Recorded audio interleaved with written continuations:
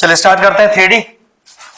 Weightage तो 6 number का मान लो, 4 से लेके 6 नंबर का, लेकिन वो 6 नंबर लेने के लिए भी आपको बहुत अच्छी ताकत लगानी पड़ेगी, क्योंकि अगर साइंस से जुड़ा चैप्टर तो बोल सकता हूं, कॉमर्स के लिए तो बिल्कुल न्यू चैप्टर जैसा है ये। ठीक है, बेसिक पर ध्यान देना, अभी जो 15 मिनट लगेंगे बताने मुझे, उसके बाद टफेस्ट क्वेश्चन भी आपको दिक्कत नहीं आएगी करने में। ठीक है, स्टार्ट करते हैं। 3 डायमेंशनल ज्योमेट्री। सबसे पहले क्या, एक एक करके बेसिक बताते जाते हैं। जो बेसिक लिखने के लिए बोलो वो लिखना, वरना सिर्फ सुन लेना। मान लीजिए कोई हमारे पास एक कार्टेशियन प्लेन है, एक्स वाई जेड प्लेन वाला, तो ये एक्स मान लेते हैं, इसको वाई मान लेते हैं, इसको जेड मान लेते हैं। ठीक है, याद रखना ये जेड किस तरह से, ये ऊपर की तरफ है। ठीक, एक वेक्टर है मेरे पास जिसका नाम मैंने माना ओपी, हो सकता है वेक्टर में भी कहानी आपको बताई गई हो। ठीक है, तो ये कहानी वेक्टर और 3D दोनों में सेम है। अब ये ओपी वेक्टर एक्स एक्सिस के साथ अल्फा का एंगल बना रहा है, मान लेते हैं वाई एक्सिस के साथ बीटा का एंगल बना रहा है, और जेड एक्सिस के साथ गामा का एंगल बना रहा है। ठीक है, तो हमें क्या निकालना है इन एंगल से, हमें निकालना है डायरेक्शन कोसाइन। कोसाइन ही है कॉस थीटा। ठीक है, तो डायरेक्शन कोसाइन को हम डिनोट करते हैं छोटे एलिमेंट से। एक रूल है ये कि अगर आपने कहीं एलिमेंट लिखा देख लिया है छोटा, तो ये डीसीज ही है आपके लिए डायरेक्शन कोसाइंस। भैया मैंने तो बड़े देखे थे, तो बड़े भी यूज कर सकते हो। मोस्टली बड़े तब यूज किया जाते हैं जैसे दो अलग अलग वेक्टर हैं, तो एक को छोटे एलिमेंट से दिखा दिया, एक को बड़े एलिमेंट से। तो ऐसा नहीं है कि कोई बड़ा एलिमेंट से नहीं दिखा सकता है, आपने लिखा एलिमेंट और फिर बता दिया कि ये डीसीज डिनोट करते हैं, तो बन गई बात। ठीक है, तो एलिमेंट निकालने का, डायरेक्शन कोसाइन निकालने का फॉर्मूला है हमारे पास। अगर मेरे पास उस वेक्टर का इंक्लिनेशन एंगल पता है with X Y and Z axis, तो डायरेक्ट एल का वैल्यू होता है कॉस अल्फा, एम का वैल्यू होता है कॉस बीटा, और एन का वैल्यू होता है कॉस गामा। ठीक है, तो ये डायरेक्शन कोसाइन निकालने का वो मेथड है जब आपके पास उस वेक्टर का इंक्लिनेशन एंगल पता हो विद द एक्सिस। क्या भैया कोई और तरीका भी है डायरेक्शन कोसाइन निकालने का? हाँ बिल्कुल है। आपको पता होना चाहिए डीआरस, डायरेक्शन रेशियोज, जिसको हम किससे डिनोट करते हैं, छोटे एबीसी से। अगर मैं डायरेक्टली आपको डीआर दे दूं और मैं आपसे कोई यार डीसी निकाल के दिखा, तो भी आप निकाल लोगे। डीसी मतलब एलिमेंट, और फॉर्मूला होता है A upon under root of A square plus B square plus C square. M होता है B upon under root of A square plus B square plus C square, और एन होता है C upon under root of A square plus B square plus C square. मतलब अगर आपके पास direction ratios given है, तब भी आप डायरेक्शन कोसाइन निकाल सकते हो। आपके पास इंक्लिनेशन एंगल गिवन है, तब भी आप डायरेक्शन कोसाइन निकाल सकते हो। एक मेथड और है, अगर इस ओपी वेक्टर पर कोई दो पॉइंट आपको पता है, पासिंग टू द पॉइंट, मान लेते हैं वो पॉइंट है x1, y1 और z1, और दूसरा पॉइंट है x2, y2 और z2। तो अगर दो पासिंग टू द पॉइंट पता है, तो सबसे पहले यहां निकलेगा dr, पहले छोटे एबीसी निकलेंगे। वो कैसे निकलते हैं, x2 माइनस का x1, y2 माइनस का y1, z2 माइनस का z1। और अगर आपके पास एबीसी मौजूद है, तो फिर आपको एलिमेंट निकालने में तो दिक्कत होनी नहीं चाहिए। तो डायरेक्शन कोसाइन निकालने के 3 मेथड हो गए, अल्फा बीटा गामा गिवन हो, डीआर गिवन हो, या फिर पासिंग टू पॉइंट गिवन हो, तो पासिंग टू पॉइंट से पहले डीआर निकलेंगे फिर डीसी निकलेंगे। कॉपी करो पहले इतना फटाफट फटाफट। डीआर और डीसीज में किस तरह का रिलेशनशिप है, मतलब आपके पास डीआर मौजूद है, आपके पास डीसीज भी मौजूद है, और क्वेश्चन है कि भाई what is the relationship between both of them. तो ध्यान रखना दोनों एक दूसरे के प्रोपोर्शनल है। प्रोपोर्शनल का मतलब L upon A is equal to M upon B is equal to N upon, चलो कॉपी करो रिलेशनशिप को। छोटे छोटे बेसिक्स बता दूंगा सारे, अगर एमसीक्यू में फंसे तो आपको दिक्कत नहीं आएगी, बड़ा क्वेश्चन आया तो दिक्कत नहीं आएगी।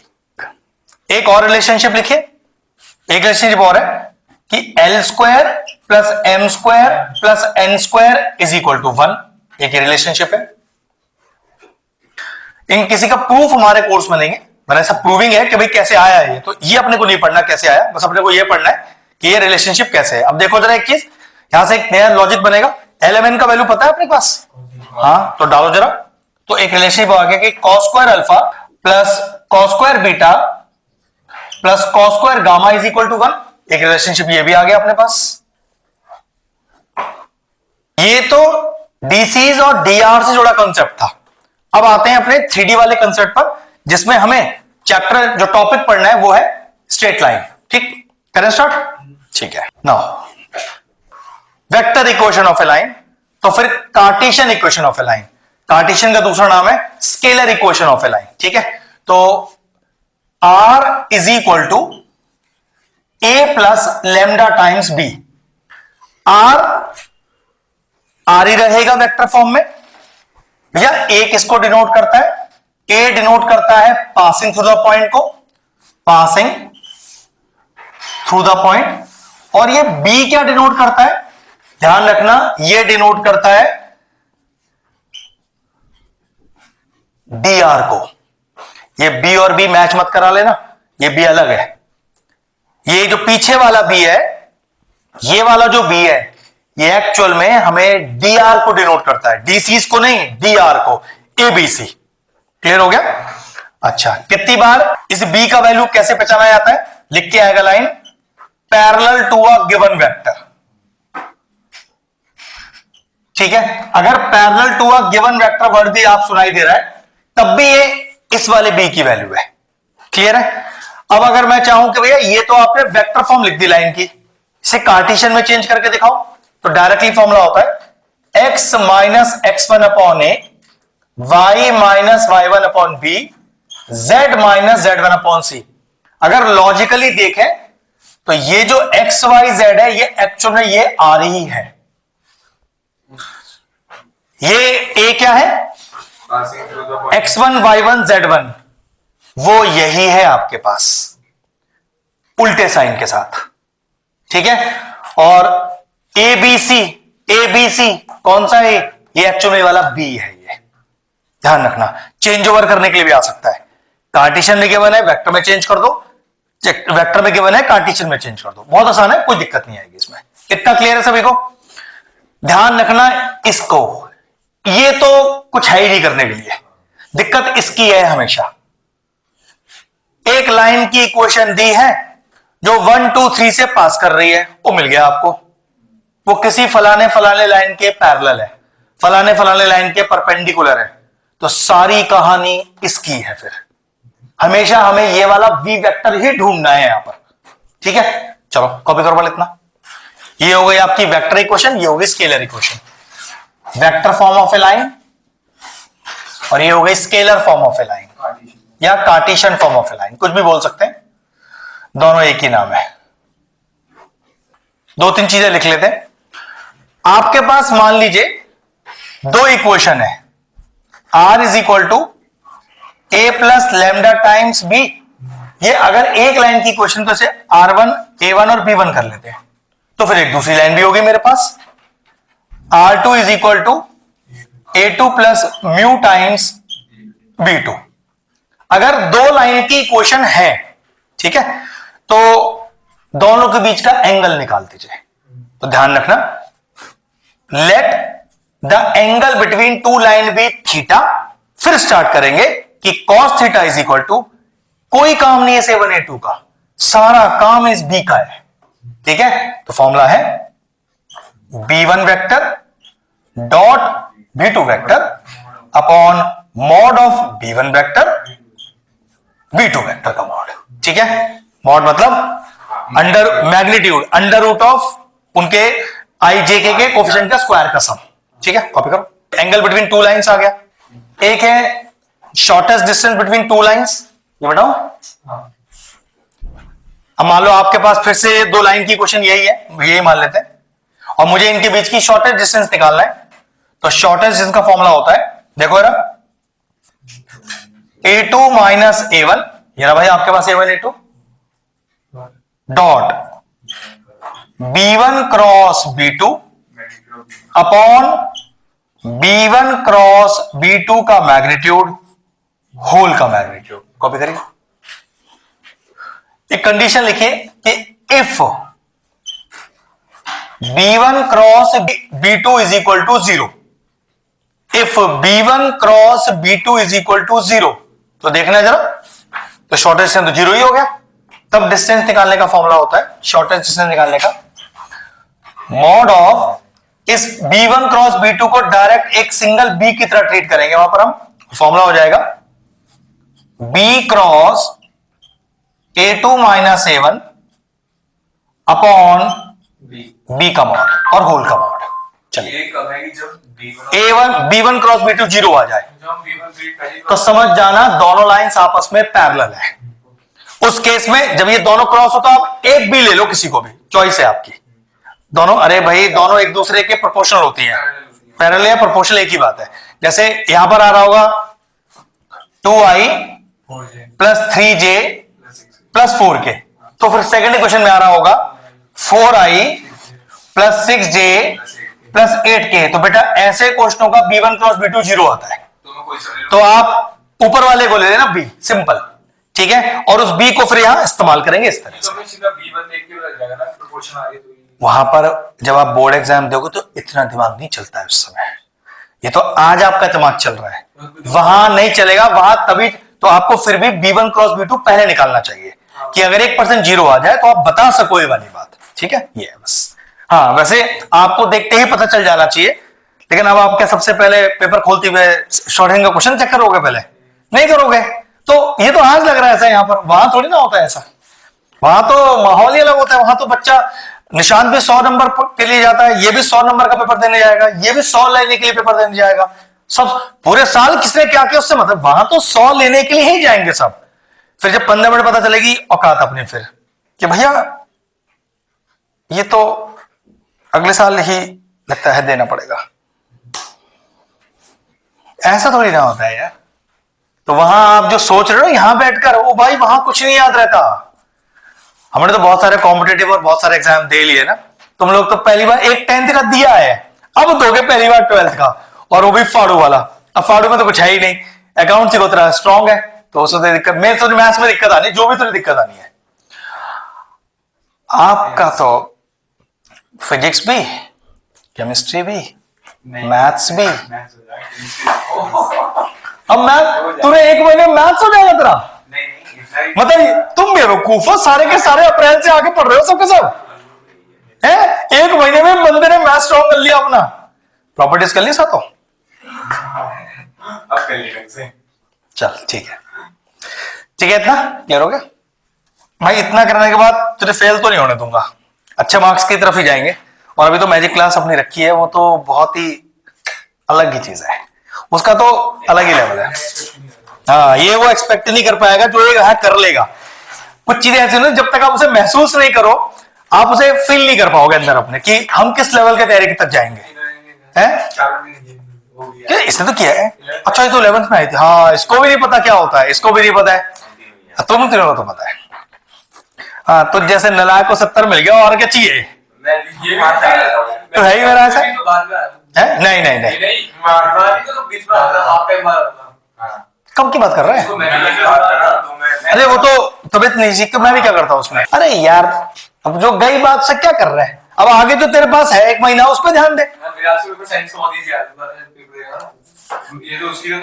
हाँ ठीक है, हाँ देख, तभी तो बस बस डोंट डिस्कस।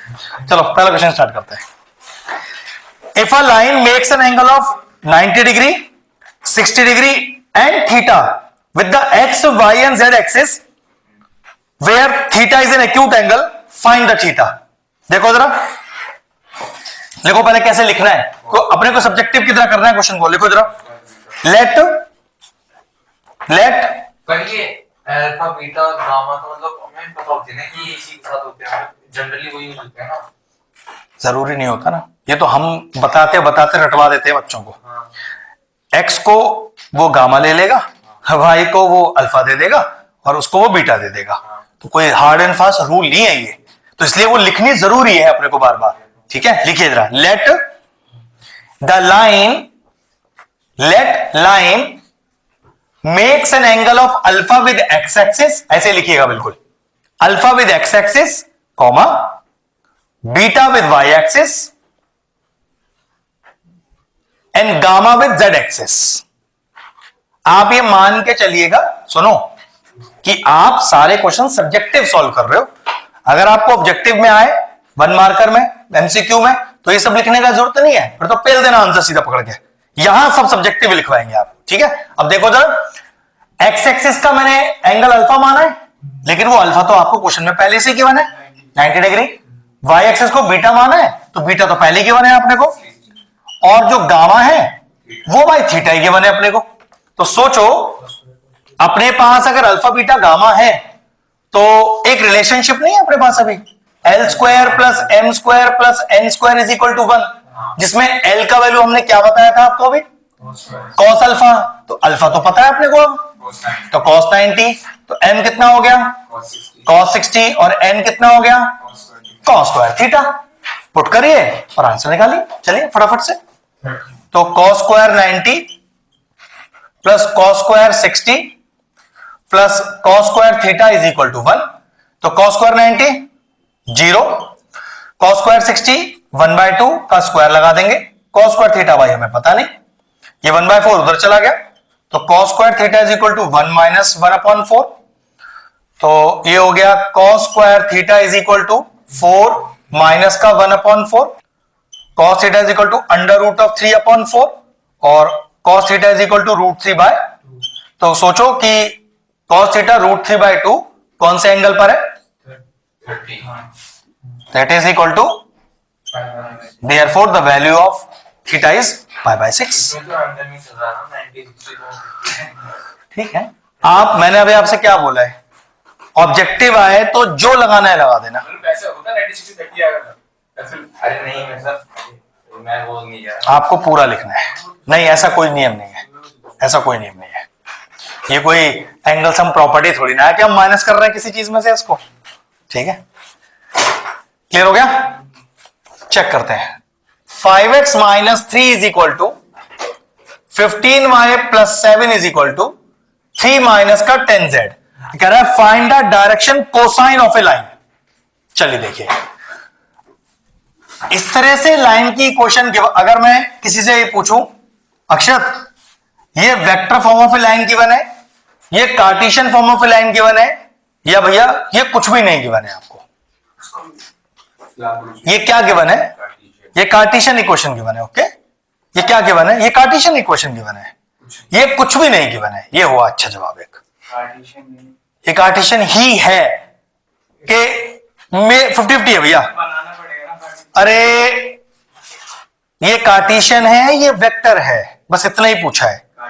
ये कार्टेशियन या कुछ भी नहीं है, ये एक का जवाब है, ये कुछ भी नहीं है, ये भाड़ में जाए, ये कुछ भी नहीं है, ये कार्टेशियन ही है। Okay yes sir.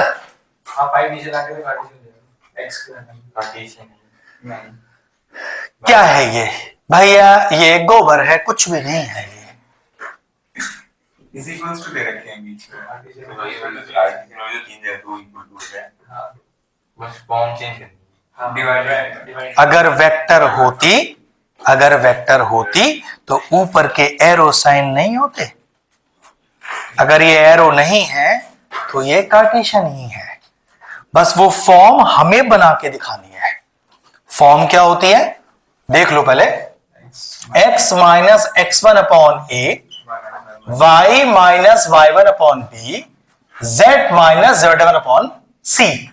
फॉर्म तो वही है लेकिन थोड़ी अजीब सी है, बस याद ये रखना है पीछे पीछे x y z का कोएफिशिएंट नहीं होना चाहिए। अगर आप इस बात को याद रख पाए तो माइक हलाल कोई क्वेश्चन नहीं गलत कर पाएगा वाला। और अगर ये ध्यान नहीं गया आपका तो कुछ भी कर लेना, ये गलत ही मान जाएंगे क्वेश्चन। तो देखो पहले यहां से 5 हटेगा, यहां से 15 हटेगा, और यहां से माइनस का 10 हटेगा। ये आगे नहीं आती पहले, आएगा वही आएगा।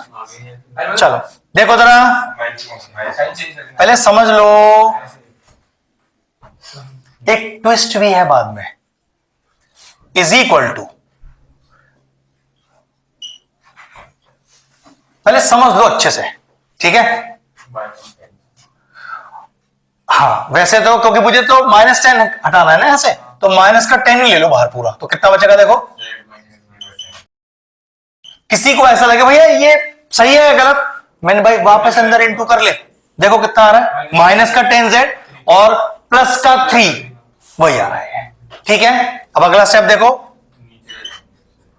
5 जब नीचे जाएगा तो 1/5, मैंने आपसे कहा था अभी एक पृष्ठ बाकी है, अभी वो गया नहीं है। ठीक है,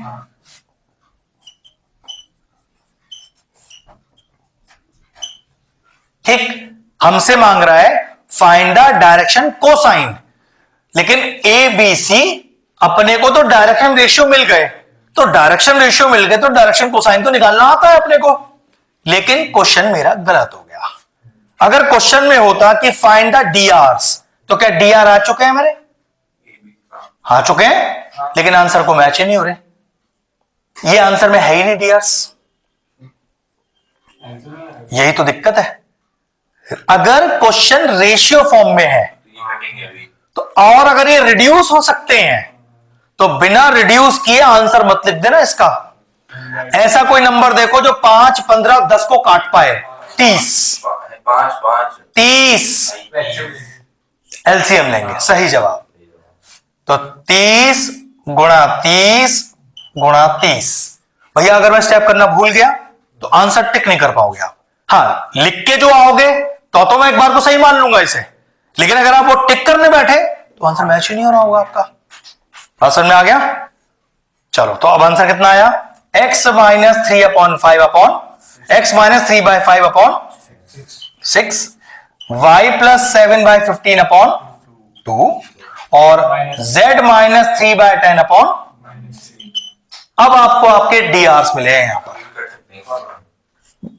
बेटा, तीनों कटने हैं, क्या कर रहा है, डीआरस आ गए 6, 2, अब चेक करो डीआर मांगे हैं या डीसीज मांगे हैं, तो भाई डीआर अगर आ गए तो डीसी तो निकाल चुके हैं हम, a upon under root a square plus b square plus c square, ऐसे b अपॉन ऐसे c अपॉन, इतना कॉपी कर लो।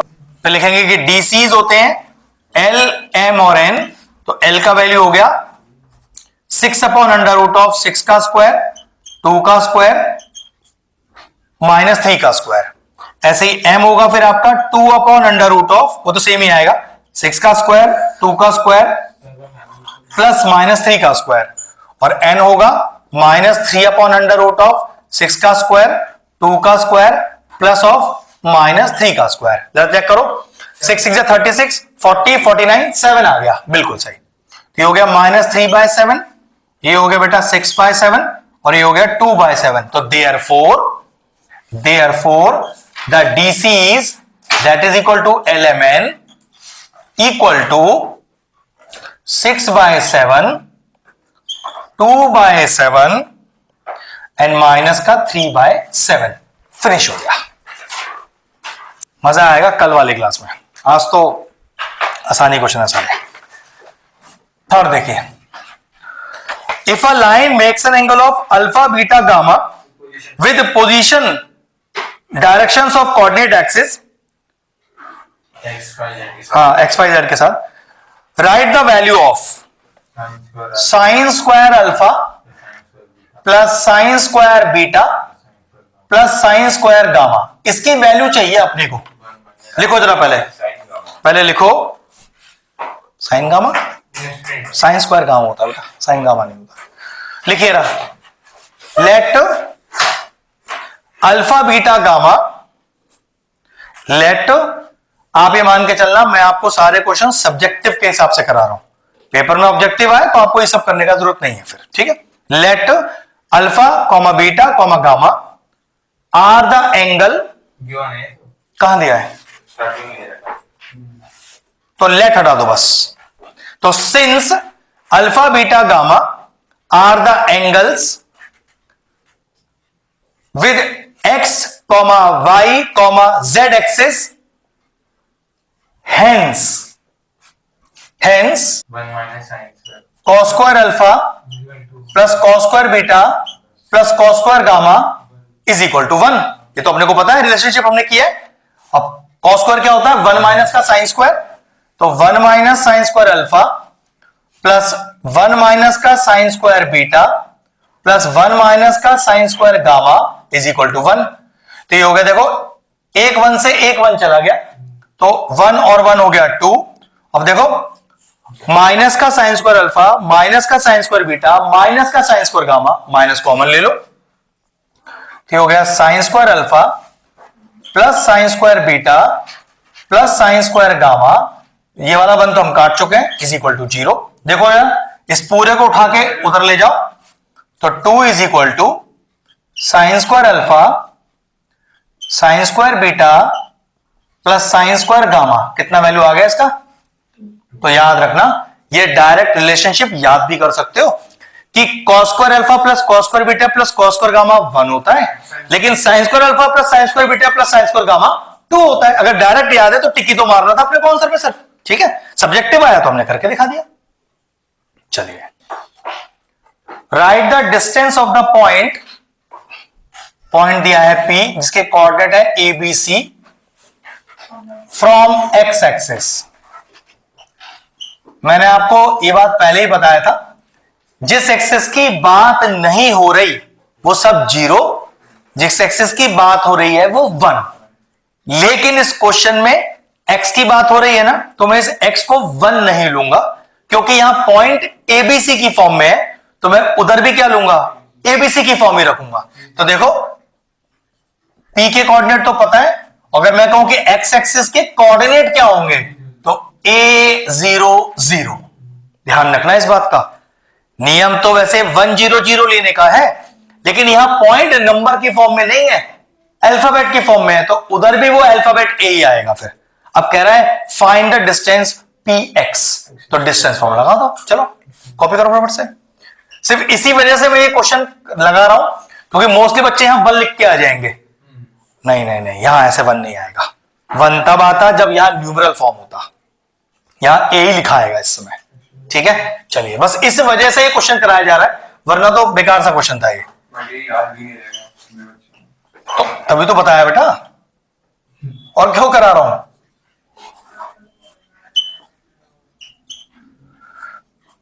अब जरा देखियो अनंत, कोई मिस्टेक तो नहीं है, सब देख लो भाई एक बार ध्यान से। अनंत भी देख रहा है, डिस्टेंस BC, डिस्टेंस PX आया P प्लस C। नहीं और कोई मत बोलो, उसको बता लो, क्योंकि पेपर में वो भी फंसेगा इन सब चीजों में। तुमसे ये बात 50 बार पहले पूछी जा चुकी है, वो पहली बार बताएगा मेरा आंसर। बोल बेटा, कुछ दिक्कत लग रही है इसमें, या you got a perfect answer, सही जवाब। किसी को दिक्कत लग रही है इसमें? लग रही है, इसको भी लग रही है, तुझे लग रही है, परफेक्ट आंसर है। हाँ अरे आंसर देना नहीं, बस यस और नो बोलना है। वो कह रहा है इट्स अ परफेक्ट आंसर, या जो लास्ट आंसर आ गया मेरा, अरे हाँ या ना बोलना है, सिर्फ नहीं है।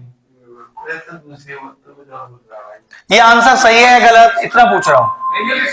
देखो देखो देखो देखो, अनंत को पता चल गया, गलती पता चल गई। हाँ जल्दी बोल। ये जो है ऊपर से ही गलत है। कहां से? तो b माइनस 0 है ना, x2 minus x1 plus y2 minus y1 plus z2 minus z1। तो तू लिख देगा 0 माइनस बी, तो 0 माइनस बी का स्क्वायर इज बी स्क्वायर। हाँ ये तो बी स्क्वायर ही लिखा है। ठीक है, बस ये कर देंगे और तो पूरी इंतजाम नहीं करूंगा मैं, और आना चाहिए बाकी सब गलत है। तो ऐसी बहुत भाई यार है मुझे सब भाई मैं तो एक बात सोच, उसको ये नहीं पता है कि मैंने अभी गलत लिख दिया था। अभी भी गलत। ये 12th का बच्चा है जो ये नहीं बता पाया कि मैंने गलत लिख दिया है। और क्या उम्मीद करेंगे कि ये ट्विस्ट एंड टर्न्स क्वेश्चन में कैसे निभाएगा? आप लोग इसलिए जानते हो कि आप 50 बार आपसे पूछ चुके हैं, आपको आपकी गलती पहले पता है, इसलिए आप बोर्ड में वो गलती नहीं करोगे। ये उसे पहली बार करके आएगा एग्जाम में, क्योंकि इससे पहले किसी ने गलती करवाई नहीं इससे। बस इतने अंतर है यहां पढ़ने का या कहीं और पढ़ने का। बस ये आंसर आ गया बेटा। इंडिविजुअल रूट पे स्क्वायर हो तो आप उस रूट से स्क्वायर नहीं हटा सकते, होल पर स्क्वायर हो तब वो हट सकता है। अगर ये ऐसा लिखा होता बिल्कुल सही जवाब। तब मैं लिखता B+C। ये नॉर्मल बेसिक है, एक नंबर का तो क्वेश्चन है, तूने आंसर B+C लिख दिया अगले स्टेप पर, you will get a big 0, marks ही नहीं मिलेगा इस पर स्टेप का। हाँ 2 या 3 नंबर का होता तो आधा नंबर मिलता, 1.5 नंबर कट जाता तेरा पूरा 2 में से, क्योंकि मैंने कहा था नहीं लिखने के कम मार्क्स कटेंगे, गलत लिखने के बहुत ज्यादा मार्क्स कटेंगे।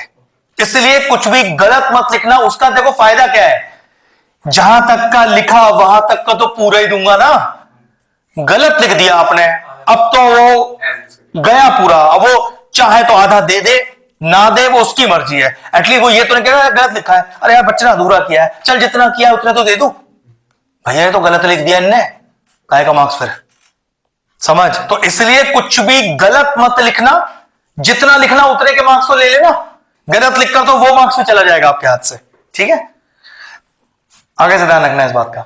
चलिए, ये तो 10th में हजारों बार पूछा है, 11th में हजारों बार पूछा है तुम लोगों से, है नहीं, ये पेनल्टी नहीं दिया होगा, नहीं नहीं नहीं, इस बात की कोई पेनल्टी नहीं, अरे इनको किसी और बात तो मिली होगी। उस टाइम में क्लास में लेट आया था, मैं 30 मिनट लेट आया था, मैं बाहर गया था। अच्छा मैं आया था तो ये क्वेश्चन चल रहा था, अच्छा, तो पूरी क्लास सबको मिल रही थी, और मैं आया था तो मैंने सीधा बताया, तो स्केल खाया, फिर स्केल खाया था, पेनल्टी मिली। अच्छा पेनल्टी मिली सबको, क्योंकि ये क्वेश्चन मतलब आधा से लेवल मतलब हो चुका था, उसके बाद पूछा। अच्छा इसके बाद पूछा था वाला, चलो चलो ठीक ठीक ठीक ठीक। आइए अगला करते हैं। 5th देखिए, if the Cartesian equation of a line, देखो जरा इस तरह के क्वेश्चन आपको बहुत सारे दिखाई देंगे 1 मार्कर में, फटाफट फटाफट कॉपी करो। और कह रहा है कि right it in vector form, Cartesian से वेक्टर में आइए, वेक्टर से कार्टेशियन में जाइए। क्या क्या ये स्टैंडर्ड में लिखी है? लिखी है। वो कैसे? 2x वाली टर्म नहीं लिखी है, उधर भी तो नहीं लिखी है, उधर एक्स भी पहले आएगा और माइनस भी नहीं आएगा उसके पास। हाँ ये बिल्कुल ठीक लिखी है भैया। एक तो ये 2 हटाओ यहां से इसका, और यहां से इसको सही करो पहले आप। तो देखो बस एक माइनस कॉमन लेने की जरूरत है अपने को, तो x -3/5। भैया डाउट लग रहा है, मेरे अंदर इंटू करियो, माइनस का x प्लस का 3। हाँ ठीक लिखा है, ठीक लिखा है, यहां कोई प्रॉब्लम नहीं है। यहां 2 फालतू है हमारे पास, ठीक है। अब बिल्कुल आराम से, जल्दबाजी मत करना।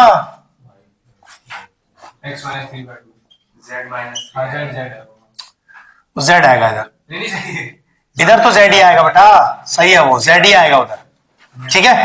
अब क्या ये बिल्कुल परफेक्ट इक्वेशन है कार्टेशियन की, जिसे मुझे वेक्टर में चेंज करना है? तो मैंने क्या बोला था, r इज टू, इनको उल्टे साइन के साथ डालिएगा, जो a बनेगा आपका, तो 3i कैप माइनस का 4j कैप प्लस का 3k cap plus lambda times of, इसे सेम साइन के साथ कॉपी कीजिएगा, माइनस का 5i प्लस का 7j प्लस का 2k। Now this is your vector equation of the given line. खत्म कहानी। पासिंग थ्रू द पॉइंट, उल्टे साइन के साथ जाते हैं, प्लस लैम्डा टाइम्स ऑफ, नीचे के एबीसी सेम साइन के साथ जाते हैं। बस ये ध्यान रखना है, कॉपी करिए प्रोफेसर। सर ये पासिंग थ्रू वाले उल्टे साइन का इसलिए होगी जैसे ये, अरे x1 y1 z1 हम लिखते हैं x minus x1 y minus y1 z minus z1, तो x1 y1 z1 में माइनस कहां होता है? हम तो माइनस लगा के लिखते हैं, तो तुम्हें माइनस लगा के दिया है तो उल्टा साइन जाता है हमेशा, ध्यान रखना, ठीक है। चलिए अभी बहुत सारे क्वेश्चन और भी आएंगे, हो गया। Right the Cartesian equation of a straight line passing through the point. ध्यान से देखिए, अल्फा बीटा गामा दिया है, तो मैं उसे कैसे लिखूंगा, चेक करना। And parallel to z axis. अब देखो बोर्ड पे ध्यान से, क्योंकि जो है, सुनो, पैरेलल टू z एक्सिस, तो जो एक्सिस नहीं दिए वो सब 0, जो दिए हैं उसको 1, तो 0i plus 0j plus 1k। Final answer आया r is equal to a plus lambda times of b, तो r is equal to alpha i plus beta j plus gamma k plus lambda times of 0i plus 0j plus का k या 1k, एक ही बात है, finish, खत्म। Passing to the point A को denote करता है, parallel to the vector direction ratios B को डिनोट करता है। करो उस क्वेश्चन को, 7th वाले को। डीसीज निकालने हैं और हमें लाइन की क्वेश्चन दी है 4 - x upon 2 y upon 6 1 - z upon 3। Madam जरा मुझे एक क्वेश्चन सही करके दो, अगर सही नहीं है तो। सही नहीं है या सही है? सही कर दे इसको, जरा आराम से एक एक स्टेप में लियो। हाँ, x -4 plus y upon 6 minus 1 is z minus 1।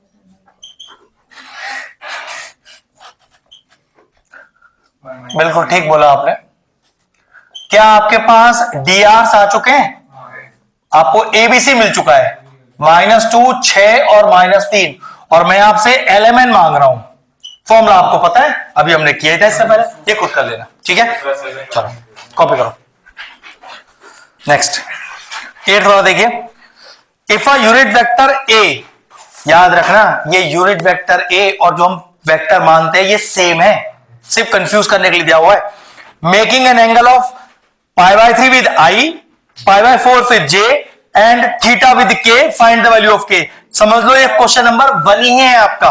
चलो लिखो सही से एक बार, लेट, फटाफट लेट, नहीं ऐसे नहीं बता रहा हूं। Let the vector A cap डालना, कैप दिया हुआ है ना। Let the vector A makes an angle of alpha with I cap, beta with J cap, और के कैप के लिए क्या दिया हुआ है? थीटा दिया हुआ है, तो थीटा विद के कैप, ठीक है। और गिवन में क्या है आपके पास? अल्फा की वैल्यू कितनी दी है चेक करो, π/3, बीटा की वैल्यू क्या दी है? π/4, और थीटा भाई ये तो अपने को फाइंड करना है। तो देखो जरा आप क्या लिखोगे, फिर से चेक करना।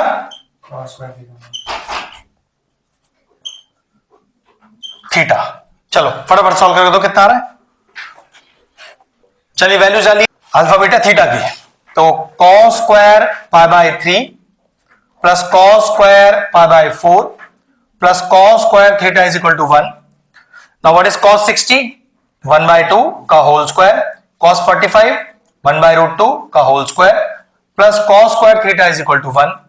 तो ये हो गया 1/4 plus 1/2 plus cos square theta is equal to 1। तो cos square theta is equal to 1 minus का 1/4 माइनस का 1/2, 4 आ गया एलसीएम, तो 4 - 1 माइनस का 2, तो 4 - 3 अपॉन 4। तो cos square theta equal to 1/4, cos theta equal to √1/4, cos theta आ गया 1/2। तो cos थीटा 1/2 कितने एंगल पर है? 60 डिग्री पर। दैट इज इक्वल टू π/, क्या कर रहा है? 60 degree is π/3, therefore theta equal to π/3। अगले क्वेश्चन पे आते हैं। अब यहां से याद रखना ट्विस्ट स्टार्ट हो गया। अब बिल्कुल सीधे सीधे क्वेश्चन नहीं है, थोड़ा दिमाग का इस्तेमाल करना है। और वो जो b r equal to a plus lambda times b, अब उस b की बहुत ज्यादा जरूरत पड़ने वाली है हमें तकरीबन हर क्वेश्चन में। क्वेश्चन नंबर आइए 9th पर। Find the Cartesian equation of a line which passes through the point. देखो जरा बोर्ड पर, ये हमारा ए है हाँ बेटा और नीचे से डीआर निकाल के वो देखो जरा एक बार, ये पासिंग टू द पॉइंट है। पासिंग टू द पॉइंट के लिए हम क्या डिनोट करते हैं? ए वेक्टर। तो कैसे लिखेंगे? माइनस का 2i प्लस का 4j माइनस का 5k, इस पे तो कोई दिक्कत नहीं है। Is parallel to the line, देखो जरा बोर्ड पर, बस यहीं से अब थोड़ा सा ट्विस्ट एंड टर्न स्टार्ट हो गया हमारा, पहले समझ लीजिए अच्छे से। देखो मेरी लाइन जिसकी मुझे इक्वेशन निकालनी है इस पॉइंट से पास करती है, इसके पैरेलल है। तो आपने क्या लिखा? पहले समझ लो बेटा, required equation of line R is equal to A plus lambda times B। ठीक है, आप पूरे क्वेश्चन को वेक्टर में सॉल्व करना हमेशा आसान होता है, क्योंकि हमसे कार्टेशियन मांगा है, लास्ट में कार्टेशियन में चेंज कर देंगे उसे। कार्टेशियन में सॉल्व करना मुश्किल होता है, तो वेक्टर निकालो, एंड में जाके चेंज कर देंगे। ठीक है, तो A तो आई थिंक सीधा सीधा मिल गया भैया, दिक्कत इसी को ढूंढने की है। तो चेक करो, मेरी रिक्वायर्ड लाइन क्या पैरेलल है इक्वेशन 2 के?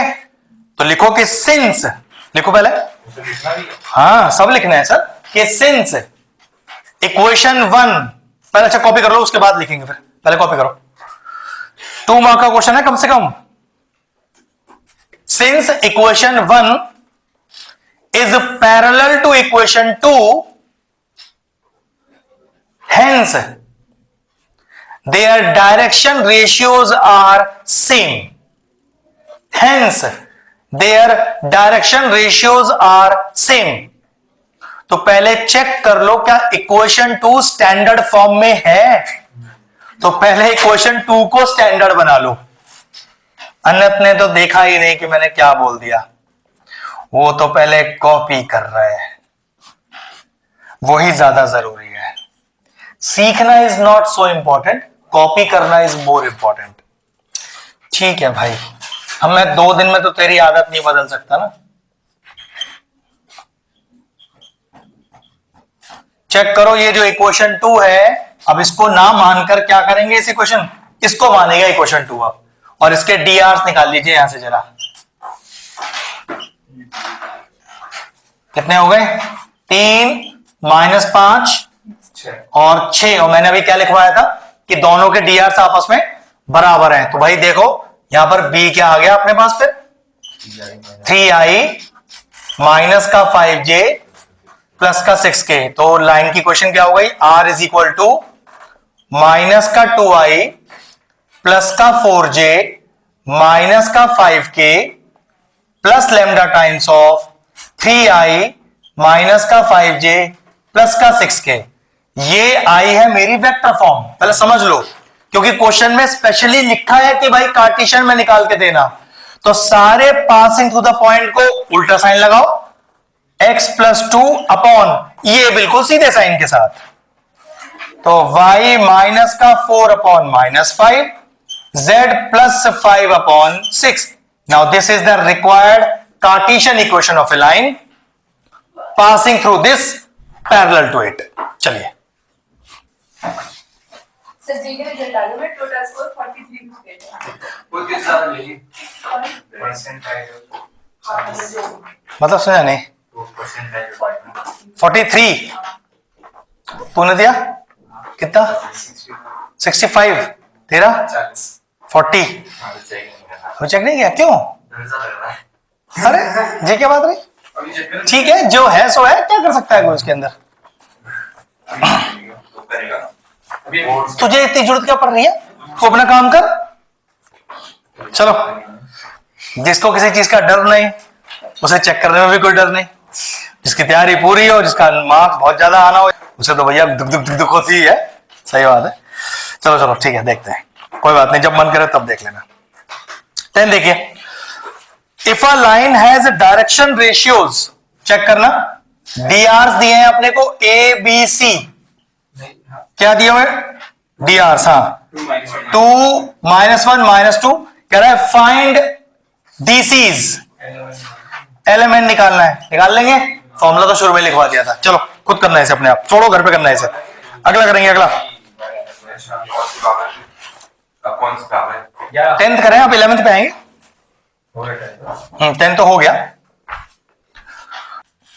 चलो, एक लाइन की इक्वेशन दी हुई है,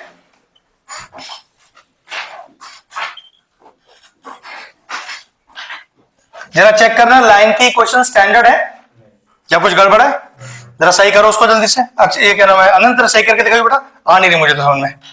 माइनस पहले वाले में कॉमन लेके x -3, अगला वाला ठीक है, उसके अगला वाला भी ठीक है, इसमें हम नीचे माइनस ले लो फर्स्ट वाले में। अब लाइन की बिल्कुल इक्वेशन ठीक हो गई, अब हमसे मांग क्या रहा है? डायरेक्शन रेशियो पैरेलल लाइन के चेन find the direction ratio of the line parallel to it. तो एक ऐसी लाइन के डायरेक्शन रेशियो निकालिए जो इसके पैरेलल हो। तो मैंने क्या कहा था कि अगर दो लाइंस आपस में पैरेलल हैं तो दोनों के डायरेक्शन रेशियो बराबर होते हैं। तो लिखो पहले line, if two lines are parallel, अरे एक ही बात है बेटा अभी तो। If two lines are parallel then their direction ratios are equal, hence required direction ratios are, खत्म कहानी, फिनिश। बेटा एक्स एक्सिस के कोऑर्डिनेट्स तो बता दे। एक पॉइंट है 2, 3 और 4 और एक है एक्स एक्सिस। कोऑर्डिनेट बता, इनके बीच की दूरी फाइंड करनी है मुझे। तो 1 0, अब यहां 1 ही लेना क्योंकि यहां क्वेश्चन नंबर फॉर्म में है, और डिस्टेंस और लगा देना इसमें। चलो कॉपी कर लो फटाफट से, घर पे करने से फटाफट फटाफट। जो शॉर्ट डिस्टेंस लगा दे तो तेरे पास सिर्फ एक पास एक ही तो लाइन है, दो थोड़ी ना है। दो लाइनों के बीच में होता है ना बेटा, दो पॉइंट के बीच में थोड़ी ना होता है। 13 वाला देखो जरा, find the equation of a line parallel to this. Okay, जो मेरी रिक्वायर्ड लाइन है वो इसके पैरेलल है और पास कहां से कर रही है? 1 2 3 से। तो भाई पासिंग थ्रू द पॉइंट जो होते हैं वो किसको डिनोट करते हैं? ए को, I plus 2j plus 3k, और डायरेक्शन रेशियोज किसको डिनोट करते हैं? इनको। लेकिन चेक कर लो स्टैंडर्ड में है कि नहीं पहले। जब पता चली स्टैंडर्ड ही नहीं और हम एबीसी ले गए इसके, ये बिल्कुल स्टैंडर्ड में है, तो डायरेक्टली इसके लिए क्या लिख देंगे? b माइनस का 3i प्लस का 2j प्लस का 6k। अब ये चेक कर लो हमसे कोई पर्टिकुलर वेक्टर या स्केलर मांगी तो नहीं है, तो भाई आप किसी एक में निकाल के दिखा सकते हो। हाँ, तो वेक्टर इक्वेशन निकालो। तो r इज इक्वल टू, पहले लिखो a plus lambda times b, और फिर ये डायरेक्टली वैल्यू पुट कर दो, plus 2j plus 3k plus lambda times minus का 3i प्लस का 2j प्लस का 6k। होमवर्क में सारे क्वेश्चन 2-2 बार करने हैं, इसलिए ध्यान से करना, नहीं आएगा तो कल फिर बता देंगे। आजकल कैसा पढ़ रहा है? 8 to 10 आवर्स, अभी भी नहीं इतना 8 घंटे हो गए टोटल मिला के, ट्यूशन हटा के ट्यूशन हटा के 8 घंटे। ठीक, अकाउंट से ट्यूशन मिला के, क्योंकि वहां अकाउंट तो पूरा सब वही कराते हैं। बहुत सारे भी कराते हैं। ठीक है, बच्चे कितने हैं उसमें? मैं भी अरे वाह, तेरे तो मजा आ गया। 3-4 घंटे ये तो बहुत बढ़िया है, ये तो बहुत अच्छा है। टाइम तो नहीं खराब करता हुआ। हाँ, क्योंकि ऐसे बच्चों को ऐसे टीचर भी मिल जाते हैं जो खूब उनके संग टाइम खराब करते हैं। हाँ, बस ये अच्छी चीज है। तो भाई उसका कुछ नहीं जाएगा, तेरा नुकसान हो जाएगा। चलिए अब क्वेश्चन नंबर जरा 15 टिक करिए। 11 के सेम है ना? क्या बेटा? 14 11 वाले के हाँ हाँ हाँ, 14 और 11। हाँ तकरीबन। अब जरा क्वेश्चन नंबर 15 टिक करिए। पहला 5 मार्क्स का बड़ा क्वेश्चन है। क्वेश्चन को पहले पढ़िए एक बार, दो वेक्टर ले लेंगे। पहले क्वेश्चन को पढ़िए sir. Find the equation of a line passing through 1 2 -4 and is perpendicular to 2 given lines. ये दोनों लाइंस आपस में पैरेलल होंगी। 2 मिनट रुक जा।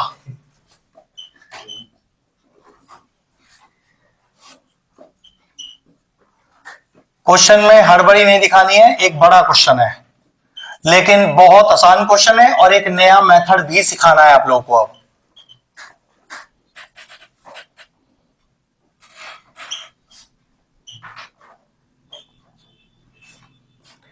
ये क्वेश्चन आ जाएगा समझ में तो समझ लो आपका एक 5 नंबर का क्वेश्चन सॉलिड हो गया, जिसमें डिफर टाइप आता ही आता है। चलिए पहले समझिए, कह रहा है मुझे एक लाइन की इक्वेशन चाहिए, तो पहले लाइन की इक्वेशन के लिए उसकी इक्वेशन लिख लीजिए। r is equal to a plus lambda times b। पहले समझ लो, क्या मुझे इस क्वेश्चन में a की वैल्यू मौजूद है? बिल्कुल मौजूद है। तो देखो जरा क्या लिखा आपने लिखा r is equal to i plus 2j minus का 4k प्लस लैम्डा टाइम्स। क्या b का वैल्यू डायरेक्टली मौजूद है? नहीं। कहां है बी की वैल्यू आपके पास? दो है। बी मौजूद नहीं है, तो क्या करना है उस बी को? पहले देखो, B1i, B2j और B3k लेट करना है पहले उसे। यहीं से अब आपका टफनेस स्टार्ट होने वाला है, ठीक है। इसको मानिए इक्वेशन 1 जो रिक्वायर्ड इक्वेशन है, जो 2 लाइनों की इक्वेशन है उसे 2 और 3 मान लीजिए। पहले इतना कॉपी कर लीजिए, बिल्कुल स्टेप बाय स्टेप चलेंगे इसके अंदर। पहले समझो ध्यान से। मैंने आपसे शुरू में भी कहा था सारी कहानी इस बी में छुपी हुई है। ए से तो कुछ काम धंधा ही नहीं है हमारे इस क्वेश्चन में, ना कभी होगा। सारा कहानी उस बी के पार्ट में छुपी होती है। ये पहला एक बड़ा क्वेश्चन है। अब तो आपने अपनी रिक्वायर्ड इक्वेशन को प्रॉपर डाला। 2 और 3 में एक बार कैलकुलेशन मिस्टेक चेक कर लेना, क्योंकि अगर 1 माइनस प्लस भी गलत कर गया मैं तो सब गड़बड़ हो जाएगा। तो 8i माइनस का 19j plus 10k plus lambda times 3i minus 16 plus, हमेशा चेक किया करो बेटा। 5, 3, 8 और 5 सही है। अब बोर्ड पे देखो जरा, क्या ऐसा दिया है बोर्ड पे? इक्वेशन 1 परपेंडिकुलर टू इक्वेशन 2 ऐसा दिया है। तो याद रखना फिर कोई काम नहीं है इनका आपस में। पहले से पढ़ना है। Perpendicular to the two lines, this and this. मेरी लाइन ये इसके भी परपेंडिकुलर है, इसके भी परपेंडिकुलर है। तो मैंने पहला केस लिया कि मेरी लाइन 1 इक्वेशन 2 के परपेंडिकुलर है। फिर मैं लूंगा कि मेरी लाइन 1 इक्वेशन 3 के भी परपेंडिकुलर है। पहले 2 की बात करते हैं। तो लिखो जरा इसके लिए पहले लाइन यहां पर, इफ, अच्छा लिख लिया लाइन 1 ऐसे लिखा आपने, equation 1 is perpendicular to equation 2, then पहले स्टेटमेंट डालो, then the sum of the products of direction ratios is equal to 0। क्या मतलब इस बात का वो देख लो। देखो इसका B1 B2 B3, B1 B2 B3, तो दोनों के डॉट प्रोडक्ट का सम। तो B1 into 3B1 minus 16 B2 plus 7 B3 is equal to 0। Make it equation. फिर आपने लिखा since equation 1 is perpendicular to equation 3, फिर same the sum of the product of their direction ratio is equal to 0। तो check करो B1 into 3, पहले समझ लेना अच्छे से, B2 into 8, B3 into minus 5 is equal to 0 and make it equation 5। Copy करिए। हमारा याद रखना इससे कभी कोई काम नहीं पड़ेगा, सारा काम उस B वाले टर्म से पढ़ने वाला है। लिखिए सॉल्विंग 4 and 5। अब कैसे सॉल्व करते हैं, नियम देखो क्या है बोर्ड पे बेटा। इन दोनों क्वेश्चनों पर ध्यान देना, और कुछ अब ध्यान देने की जरूरत नहीं है अपने को। अब इसकी कोई जरूरत नहीं है यहां पर कुछ भी अपने को। देखिए इनके कोफिशिएंट्स लिखने हैं मुझे, देखो जो कि B2 वाले टर्म से स्टार्ट होते हैं। बोर्ड पर देखना, माइनस 16 8, ये अपॉन नहीं है कोई भी, 7 माइनस 5, 3 3 माइनस 16 8। मैंने सॉल्व करने के लिए एक मेथड लगाया है, इस मेथड को बोलते हैं क्रॉस मल्टीप्लिकेशन मेथड, जिसमें हमारी वैल्यू B1 B1 से स्टार्ट नहीं होती, B2 B2 से स्टार्ट होती है। यही लॉजिक है क्रॉस मल्टीप्लिकेशन मेथड का। तो देखो माइनस 16 8, 7 माइनस 5, 3 3 माइनस 16 8। जब, अच्छा ऐसे समझ लेते हैं, इक्वेशन हो 2, वेरिएबल हो 3, तो सिर्फ और सिर्फ क्रॉस मल्टीप्लिकेशन मेथड ही लगाया जा सकता है। भैया इक्वेशन भी 3, वेरिएबल भी 3, मैट्रिक्स मेथड लगा लेना। जब इक्वेशन हो 2, वेरिएबल हो 3, तब क्या करोगे आप? तब आप क्रॉस मल्टीप्लिकेशन मेथड लगाओगे, जिसमें हमारा कोफिशिएंट B2 से स्टार्ट होता है सॉल्व करने वाला। क्लियर हो गया इतना? कॉपी करो पहले इतना। सर ये इस फॉर्म में से लिख के जाता है ना कि मतलब हर एक नंबर हम दूसरे नंबर से मल्टीप्लाई कर सकते हैं। अगर आपके पास इक्वेशन हो 2, वेरिएबल हो 3, तो हमेशा इसी मेथड को इस्तेमाल करें, कोई ब्रैकेट नहीं बेटा। चलिए अब लिखने का तरीका निकालने तो दो इक्वेशन थी, जब भी तो मैट्रिक्स में ऐसे लगाते हैं, तीन लगाते दो में लगा देता है, हैं। वो डिटरमिनेंट होता है। मैम 3 चाहिए? नहीं तीन हो जाएंगे। अब मुझसे ज्यादा हो गया। अच्छा क्या है यार, क्या कर रही है?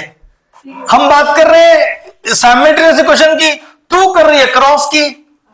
क्या है यार, देखो जरा, B1 अपॉन ऊपर से नीचे मल्टीप्लाई माइनस ऑफ नीचे से ऊपर, ठीक, is equal to B2 upon B1 B2 B3 तो निकाल रहे हैं, ऊपर से नीचे मल्टीप्लाई माइनस ऑफ नीचे से ऊपर B3 अपॉन ऊपर से नीचे मल्टीप्लाई माइनस ऑफ नीचे से ऊपर। अब देखो जरा कितना आया, 16 5 जा 80, 7 8 जा 56, 7 3 21, माइनस माइनस प्लस, 5 3 जा 15, 24, माइनस माइनस प्लस 48। तो B1 अपॉन कितना बचेगा? 50, हाँ 24 बचेगा बेटा, is equal to B2 upon, check करो। अब एक चीज भी पूछने वाला हूं, ये हो गया 12। क्या कुछ आगे करना बाकी है या आ चुका है सब कुछ? करना है। करना ही पड़ेगा भाई। ये तीनों के तीनों कट रहे हैं 12 से, 12 दूनी 24, 12 3 36, 12 6 72। तो ये कितना आगे चेक करो, B1 upon 2, B2 upon 3, B3 upon, copy करिए फटाफट से पहले। ये है वो मेथड जिससे B1 B2 B3 आएगा अपने पास हमेशा। सामने इंपॉर्टेंट सीक्वेंस कर दी। वीडियो भी अपलोड हो जाएगा, कर लेगा उससे। ये ऑप्शन है ना उसके पास एक, तभी मुझे भी इतनी परेशानी नहीं है, मैं चल उससे कर लेगा। वीडियो देखने की बैठना रात को तो कुछ नहीं कर सकते इसके लिए। अब तो कल और बस पर 2 ही तो क्लास रह गए, अब तो मैजिक क्लास होगा सिर्फ, टाइम है उसमें। तो मैथ्स से ज्यादा खतरा फिजिक्स है, उसके लिए और इसके लिए, दोनों के लिए। तो इसलिए मैं तो हमेशा ही, मैंने तो कल भी बोला था, अब तू मैथ्स सिर्फ उतना कर जितना हम तुझे दे रहे हैं, अब एक्स्ट्रा पढ़ने की जरूरत ही नहीं तुझे। मैथ्स पूरा ध्यान अपने फिजिक्स पर दे। केमिस्ट्री कैसा है तेरा? हो जाती है। फिजिक्स में आपने कोचिंग गलत चूज कर लिया और आपको छोड़ देना चाहिए था महीने, 2 महीने, 3 महीने। उन्होंने पूरा फीस पहले रख लिया, पहले महीने में ही, तो फिर क्या दिक्कत थी? और तुझे नहीं पता चला कि वहां अच्छा नहीं पढ़ा रहे हैं, अच्छा पढ़ा रहे हैं भाई, मेरे समझ तो नहीं आ रहा, कहने का मतलब ये है। अब ऐसा तो नहीं अच्छा नहीं पढ़ा रहे होंगे, अच्छा बुरा क्या होता है, वो तो पढ़ा ही रहे। तो आपने क्यों नहीं छोड़ दिया? कोई टॉपिक समझ आया था, कोई नहीं आया था। तो ऐसी जगह जाओ ना सारे समझ में आ जाए। ये बेवकूफी बेटा इतना बड़ा बच्चा कर रहा है, क्या बोले उसको? इतना टाइम थोड़ा लगता है पहचानने में कि मैं वहां 70/70 या मेरा आएगा नहीं आएगा बोर्ड एग्जाम में।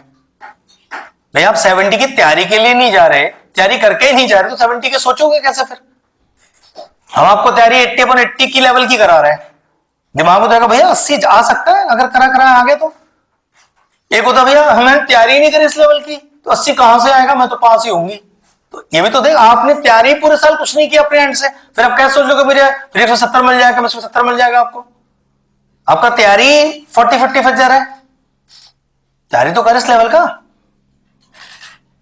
कितनी देर पढ़ रही घर पे?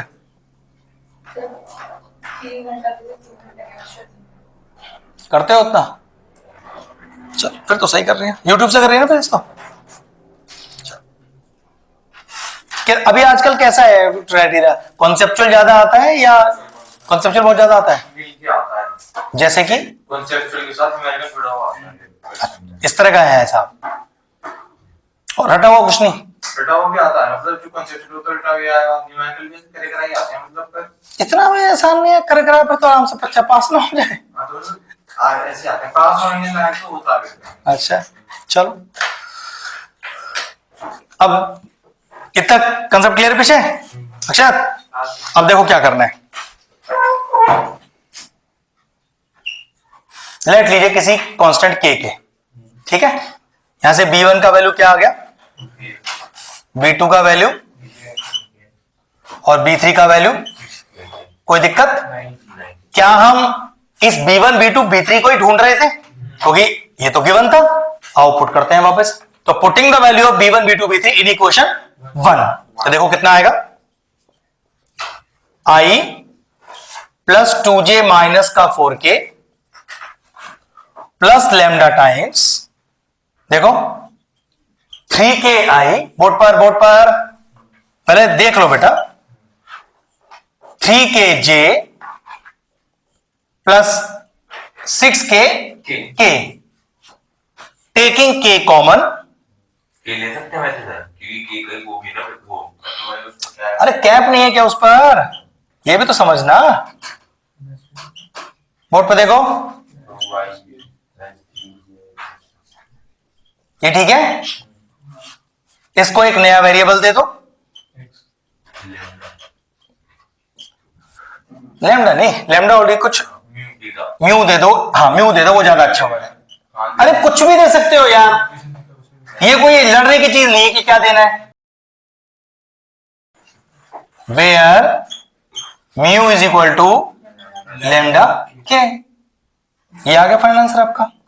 और क्या, चलिए मेन पार्ट था कि दोनों परपेंडिकुलर है तो डायरेक्शन रेशियोज का प्रोडक्ट का सम 0 लेना था।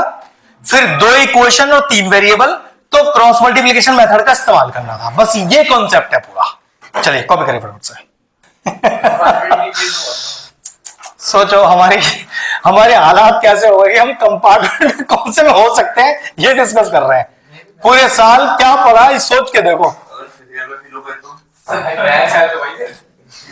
वो तो मैथ्स है ना, उसमें फेल नहीं होगा, उसमें फेल तो कोई होता ही नहीं आई थिंक। उसमें तो उससे लिख ही देगा। कुछ तो लिख ही देगा, सही है। करके दिखाना होगा हमको करके का। मैथ्स ऐसा है, फिजिक्स ऐसा है, आप भी कह सकते हो मुझे एक भी क्वेश्चन नहीं आता इसका। फिजिक्स में तो कह सकते हो, मैथ्स तो फिर भी चलो मिल जाएंगे आपको करे कराए क्वेश्चंस, फिजिक्स में नहीं मिलेंगे। अगर पेपर एक बहुत शानदार आता है। मैंने एक दोस्त से पूछा था क्या कर रहा है, मैथ्स का क्वेश्चन एक पूछ लिया, कह रहा अभी थोड़ी पढ़ रहा हूँ, अभी तो टेस्ट पढ़ा 13 दिन में 13 चैप्टर, एक दिन में एक चैप्टर। बड़े टॉप इंटीग्रेशन है बस, ठीक है। बच्चा है कह सकता है, बड़ा होता तो बेवकूफी मानी जाती। मैं आपके ऐसा बोलूं कि 13 दिन में 13 चैप्टर कर दूंगा, ऐसे कैसे कर दूंगा मैं? हाँ बच्चा है ना, वो तो कह देगा। पहले से नहीं करी जाने के तू भी बच्चा ही है ना, तो बात तो बेवकूफी भी कर सकता है तू भी। तू कौन सा बड़ा हो गया अभी? नहीं मतलब तू कर सकता है, शांत रह, बेइज्जती ना करा। 16 देखो, एक और ताकतवर क्वेश्चन है। कह रहा है show that the lines, 2 line की इक्वेशन है, intersect with each other and also find the point of intersection. एक बहुत क्लासिक क्वेश्चन है। मालूम है इस क्वेश्चन की प्रॉब्लम क्या है, करना क्या है, ये इंटरसेक्ट एक्चुअल में कंडीशन क्या है हमारे लिए, वो बड़ी दिक्कत की चीज है। चलिए बताता हूं क्या बेटा। हाँ देखो, कॉमर्स ने अपना मुंह खोला और गलत बता दिया। बेटा इंटरसेक्ट वर्ड में तू परपेंडिकुलर कैसे डाल देगा वर्ड? अरे ये क्या बात रही।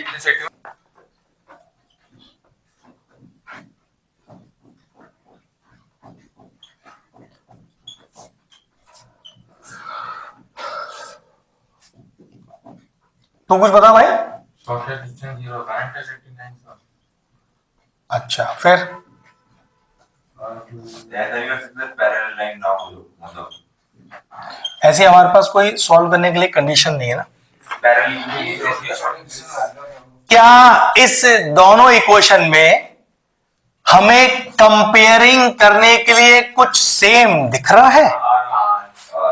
बस वही काम है, उतना ही काम है बस। कोई बच्चा इसको R को फिर दूसरे को R2 दे क्वेश्चन में गिवन होना चाहिए ना, गिवन ही नहीं है, ऐसे कैसे ले लेगा? क्वेश्चन में एक जगह और एक पार्ट 2 तो नहीं ले सकता, फिर नहीं ले सकता, देंगे। देंगे ही नहीं ना फिर। तो लिखो जरा, comparing equation 1 and 2, comparing equation 1 and 2।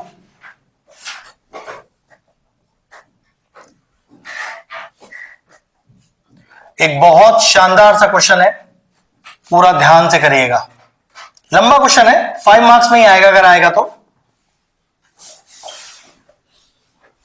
मैंने इसमें तो कोई आइडिया आ सकता है कैसे कुछ 3 स्टेप निकला पड़ेगा, तो कंपेयर कर लेंगे तो वाला लगा। रुक जा, जल्दबाजी मत कर, इट्स अ 2 पेज क्वेश्चन।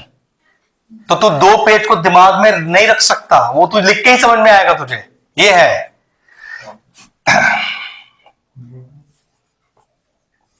बिल्कुल स्टेप बाय स्टेप चेक करो, और जितने भी 4 नंबर 5 नंबर वाले क्वेश्चन है उसमें एक भी स्टेप डायरेक्ट मत लिखना। आपको नई रिक्वायरमेंट हो रही फिर भी लिख देना उस स्टेप को, कुछ नहीं जा रहा।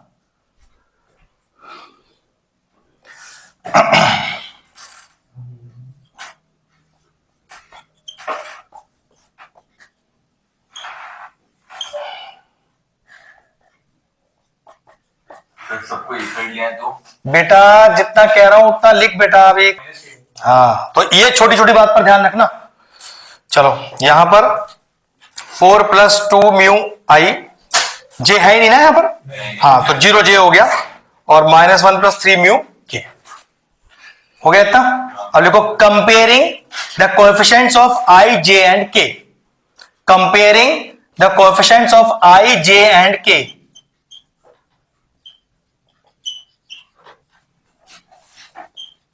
बिल्कुल आराम से बेटा,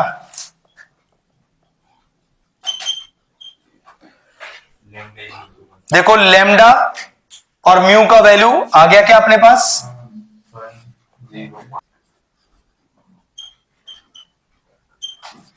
ठीक है। अब देखो क्या करना है हमें, हमेशा ऐसा ही होगा जब आपको ये प्रूव करके दिखाना है, शो करके दिखाना है कि लाइन इंटरसेक्ट करती है या नहीं। अभी हमने यहां क्या प्रूव किया है, कुछ भी प्रूव नहीं किया।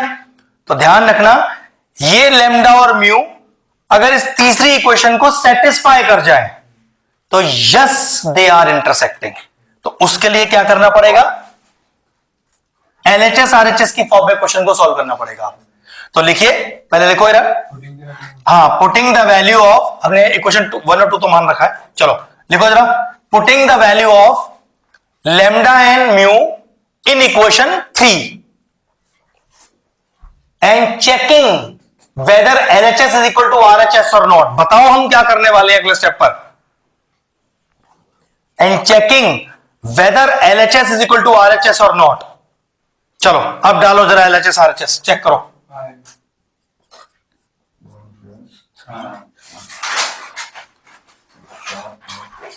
तो लिखिए कि since is equal to RHS, hence the 2 lines intersect with each other. सबसे बड़ी दिक्कत ही है इस क्वेश्चन में, भैया करना क्या है ये समझ नहीं आई। इंटरसेक्ट की कंडीशन क्या होती है, भाई कोई कंडीशन नहीं होती, बस ये बताना है कि दोनों को कंपेयर करके जो लेमडा आया और म्यू आया उसे तीसरे में सेटिस्फाई कराना है। तो ये तो शो हो गया, हो गया। अब एक और बात कह रहे हैं, टकराएगी कहां वो तो बताओ, क्वेश्चन देखो लास्ट में पढ़ो ना। Also find the point of intersect, वो पॉइंट तो बताओ जहां वो टकराने वाली है। तो इस लेमडा या म्यू का वैल्यू किसी भी एक ही क्वेश्चन में पुट कर सकते हो आप। चलो 0 वाली क्वेश्चन को यूज कर लो, जल्दी आंसर आ जाएगा। तो मैंने क्या किया, putting the value of mu equal to 0 in equation 2। तो आर देखो कितना आ गया, 4i प्लस का 0j माइनस का k। तो देयर देखो ये उस इंटरसेक्शन पॉइंट का पोजीशन वेक्टर है, हमसे पोजीशन वेक्टर नहीं बोला, सिर्फ पॉइंट बोला है। देयरफॉर रिक्वायर पॉइंट इज 4 0 -1, खत्म कहानी। अगर आप यहां भी पुट करते तब भी आंसर यही आना था, बस अंतर इतना था क्योंकि ये म्यू 0 था तो 0 को सॉल्व करने की जरूरत नहीं पड़ा आगे मुझे, ठीक है। चलिए कॉपी करिए फटाफट से। जो इंटरसेक्ट वाले क्वेश्चन है उसमें ध्यान रखना, कंपेयर कराएंगे हमेशा लेमडा और म्यू आ जाएगा, उस पर तीसरी लाइन में उसे सेटिस्फाई कराएंगे और फिर वापस किसी में वैल्यू डाल देंगे, बात बन जाएगा। सर ये वाला लास्ट के पेपर वापस लानी है, आगे वाले के सॉल्व करना। क्या हमें हमारी दो लाइनें कहां टकरा रही हैं वो पॉइंट भी चाहिए? नहीं सुन सुन सुन, वही चाहिए ना। उसके लिए इन दोनों वैल्यूज को तो किसी भी इक्वेशन में पुट कर सकता है, क्योंकि मेरे पास म्यू 0 है तो 0 डालने से थोड़ा जल्दी आंसर आ गया। ये वो पोजीशन वेक्टर आया उस इंटरसेक्शन पॉइंट का, लेकिन मुझसे पोजीशन वेक्टर तो मांगा ही नहीं है, पॉइंट मांगा है, तो मैंने 4 0 -1 लिख दिया इसे, खत्म कहानी। ठीक है, ये है अश्विन। टारगेट 80 का है पूरा। अच्छा जी, टारगेट 80 का है पूरा, तो तैयारी इस लेवल की रखना। बीच में आप आएगा अक्षत? आप आएगा? फिजिक्स केमिस्ट्री कैसा है तेरा? फिजिक्स हाँ ठीक है। ठीक ठीक नहीं, परफेक्ट नहीं, तो फिर मत आइयो, फिर तो अपनी तो तैयारी कर, फिर मत आइयो। फिर 14 के बाद तो सीधा आएगा 28 को। पेपर कब है तुम लोगों का? 22 के बाद। अच्छा तुम्हारा तो फिर तुम्हारा कब है बेटा केमिस्ट्री वाला? तो 28 से क्लास रखेंगे आप लोग, ठीक है ना। थोड़ा रेस्ट भी ले लेना, क्योंकि फिर फिजिक्स पढ़ पढ़ के केमिस्ट्री पढ़ पढ़ के दिमाग खराब हो गया होगा, तो आधे दिन का रेस्ट तो चाहिए ही चाहिए आप लोग। फिर करेंगे ताबड़तोड़ तैयारी। दिक्कत ये है ना कि 10th वाले भी उसी टाइम पे आएंगे, तो उनका पेपर 10 तारीख का है और तुम्हारा 8 तारीख का है। एक रूम में तुम बैठोगे, एक रूम में वो बैठेंगे। क्या करें, पिछले साल भी ऐसे हुआ था, चक्कर ही काटता रहा मैं इधर से उधर। लास्ट ईयर भी ये दिक्कत थी, दोनों के पेपर का टाइम ऐसा पड़ा कि 4 दिन तुम्हें मिल रहे हैं, 6 दिन उन्हें मिल रहे हैं, और सेम वो डेट्स पड़ रही हैं बिल्कुल। इस बार तो बिल्कुल सेम पड़ रही हैं, तुम्हारा 8 तारीख का है, उनका 10 तारीख का है, और उनकी भी आखिरी पेपर 27 का है, तो 28 सीधा फिर उनको 10 को देना है। सेम क्लास चलेंगे पूरे 8 दिन। हमारे ऐसे हुई जाती है, उधर भाग उधर भाग उधर भाग उधर भाग उधर भाग, हालत खराब हो जाती है। और ये रूम इतना बड़ा है नहीं कि दो क्लास एडजस्ट कर लो एक साथ। चक्कर में ना वो खुसर पसड़ हो जाती है, फिर बीच में मजा नहीं आता। तुम बड़े हो, तुम्हारे से अलग तरह की बात होती है, वो छोटे हैं उनसे अलग तरह की बात होती है, और वो मिक्स हो जाएगी तो वो चीज सही नहीं रहता है। क्लास को क्लास के हिसाब से रखना पड़ता है बातें, ये चक्कर है ना। जो बात तुमसे की जा सकती है वो उनसे नहीं की जा सकती। अभी लास्ट क्वेश्चन कर रहे हैं, फिर फिनिश करेंगे class. Find the value of P for which the lines L1 L2 are perpendicular to each other. पहले चेक करो ये L1 और L2 स्टैंडर्ड फॉर्म में लिखी है या नहीं, सही करो पहले इन्हें। चलो खुद करो फटाफट से इसे, इक्वेशन को बिल्कुल प्रॉपर सही करो। पहले L1 सही करो, फिर L2 सही करेंगे।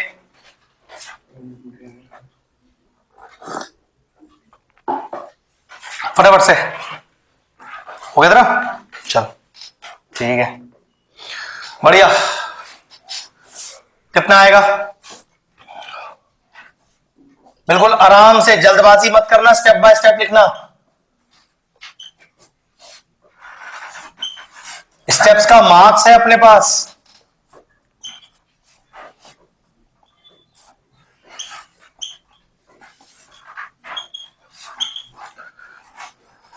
ये आ गई L1।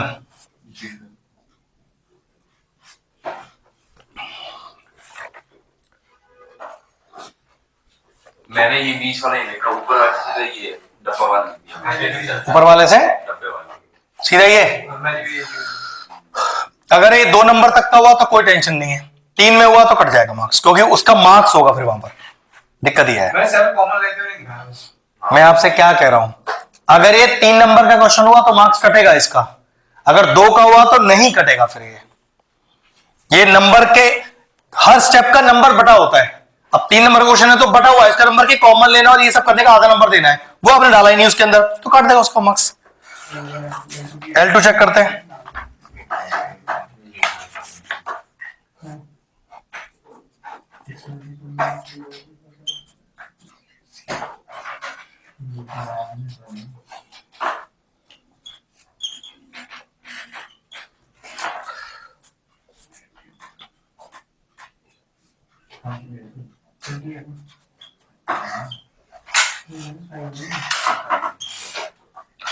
चेक करो बेटा।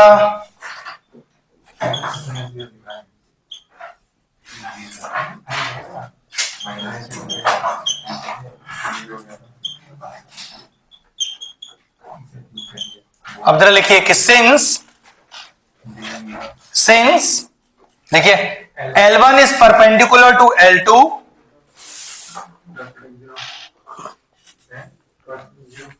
then the sum of the product of direction ratios is equal to 0. sum of किसका? Product of the direction ratios. तो देखो यार, सर क्या थी statement since sin L1 is perpendicular to L2, then the sum of product of their direction ratios, ये देखो, ये into ये, बिल्कुल आराम से -32 का सर फिर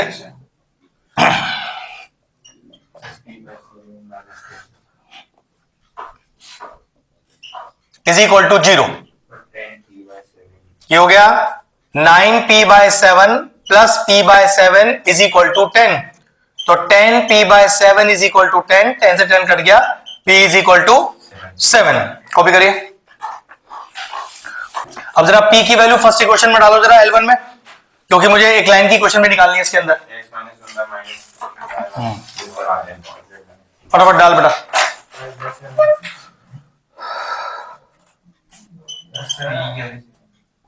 p का वैल्यू कितना है? 7. तो ये 1 आ गया यहां पर.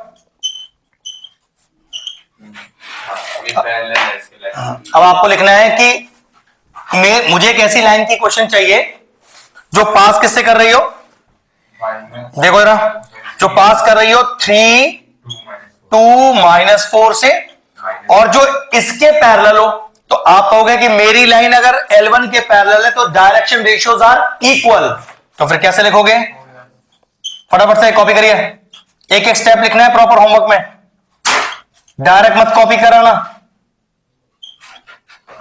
अब लाइन की क्वेश्चन लिखेंगे R equal to A plus lambda times B, और फाइनल आंसर डालेंगे उसके अंदर.